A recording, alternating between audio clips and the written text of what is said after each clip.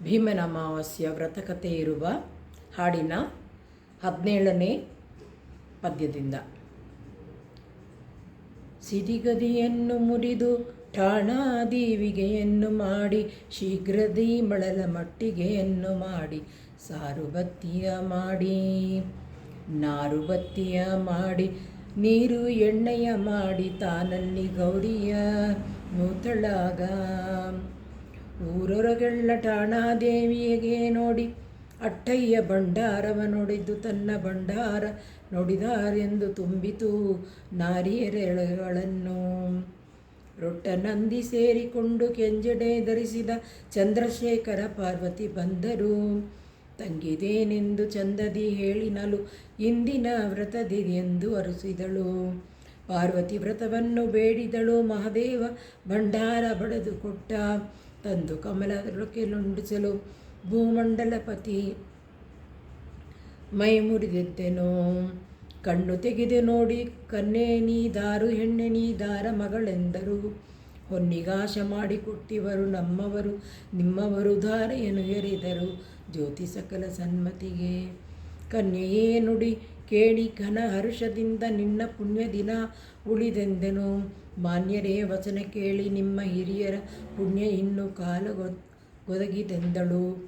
ನಾರಿ ಪುರುಷರು ಆನಂದದಿಂದಿರುತ್ತಿರಲು ಕಂಡರು ಬೇಗನೆ, ಬಂದರಾಯ ನಿನ್ನ ಯಮಗ ಸೊಸೆ ನೀರ ದಡದಲೇ ಆನಂದದಿಂದಿರ್ತುಹರು.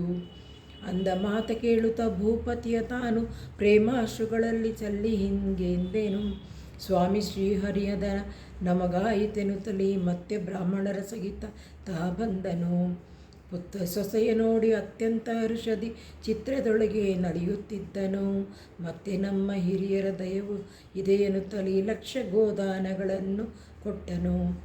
ಅತ್ತ ಮಾವ ಸುತ್ತ ಬಳಗವು ಬಂದು, ಹತ್ತಿಲೇ ಇದ್ದ ಗೆಳತಿಯರು ಬಂದು, ಸುತ್ತಾತನು ಹೀಗೆ ಬದುಕಿದನೆಂದು ಆಶ್ಚರ್ಯಪಟ್ಟು ಕೇಳಿದರು. ಆ ಶ್ರವಣ ಮಾಸದ ಹಾಡುಗಳು ಮತ್ತು ಸಂಪ್ರದಾಯದ ಹಾಡುಗಳು, ತಂದೆ ತಾಯಿ ಬಂಧು ಬಳಗ ಬಂದು ರಂಬೆ ಗೆಳತಿಯರೇ ಎಲ್ಲ ಬಂದು, ಇಂದು ಸತ್ತಾತನು ಹಾಗೆ ಬದುಕಿದನೆಂದು ಸಂಭ್ರಮಾಶ್ಚರ್ಯದಲ್ಲಿ ಕೇಳಿದರು. ಏನು ನೋವ್ಯು ನೂತಿ ಏನು ಬಾಗಿನ ಕೊಟ್ಟೆ ಮಾವಯ್ಯ ಸೊಸೆಯನ್ನು ಕೇಳಿದನು. ಆಷಾಢ ಮಾಸದಲ್ಲಿ ಅಮಾವಾಸ್ಯ ದಿನದಲ್ಲಿ ದಿವಶ್ರೀ ಗೌರಿಯ ನೂತೆ ನಾನು. ಕಂದ ಸೊಸೆಯನ್ನು ಅಂದಳವೇಳಿಸೆ ಬಂದಳು ಬಹಿಳ ಸಂಭ್ರಮದಲ್ಲಿ. ತಂದೆ ತಾಯಿಗಳ ಹಿಂದಿನ ವಾರ್ತೆ ಕೇಳಿ ಆನಂದದಿ ನಂದಗೆ ಹರಸಿದರು. ಅಷ್ಟು ಜನರ ಸಹಿತ ಪಟ್ಟಣವನ್ನು ಪೊಕ್ಕು ಶ್ರೇಷ್ಠ ಸಿಂಹಾಸನವೇರಿದನು. ಪಟ್ಟಗಟ್ಟಲು ರಾಜ್ಯ ಅಷ್ಟು ಜನರಿಗೆ ಉಡುಗೊರೆ ಕೊಟ್ಟು ಸಂತೋಷದಿ ಆರುತಿಯ ಬೆಳಗಿದರು.